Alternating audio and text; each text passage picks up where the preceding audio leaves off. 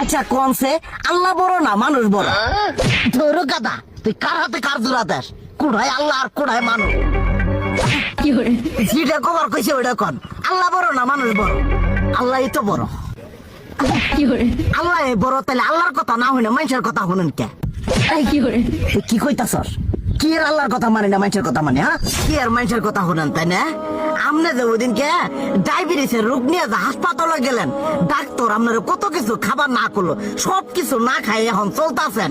তাহলে আল্লাহ যে আপনারে কইছে যে হারাম খাবার না, সুদ খাবার না, কই আপনি তো কাম কাজ বাদ দিয়ে এলাকার মধ্যে টাকা পয়সা না গায়ে খালি উল্লে দিয়েই খান। নিজেরা টেও হালাল ভাবে কামাই করেন না, ওই সুদ তো না কয়টা টিয়া করে লাভ আহে উল্লে দিয়ে দিয়ে চলেন আর পেটা বড় বানাইছেন। শুনেন একটা কথা কই, হারামের কোনোদিন আরাম নাই।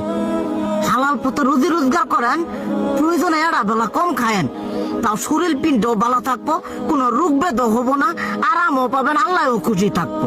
তুই আমার এইভাবে বুঝাবি আগে কইলি না কে? আসলে এই বিষয়টা তো আমি কখনো মাথায় এইভাবে নেই যে আমাদের কখনো ডাক্তার নিষেধ করলে ঠিকই আমরা নিষেধ মানি, কিন্তু উপর আল্লাহ যে কত কিছু নিষেধ করে দিয়ে সেটা মানি না। আর এই যে হারাম পথে টিয়া পয়সা কামাই করতেছেন, শরীরের মধ্যে দুনিয়া রোগ বেত হয়েছে, দেখা যাইতেছে যা টিয়া হারাম পথে কামাই করতেছেন তার তো বেশি টিয়া মনে করেন জ্বলে যাইতেছে গা বেশি। আজকের পর থেকে আমি আর এই হারাম সুদ খামো না, আমি হালাল পথে চলবো, হালাল টাকা পয়সা ইনকাম করবো। এতে করে যদি একবেলা কমও খাইতে হয় তবুও খামো, তবু আমি আর এই হারাম পথে চলবো না। আচ্ছা ঠিক আছে।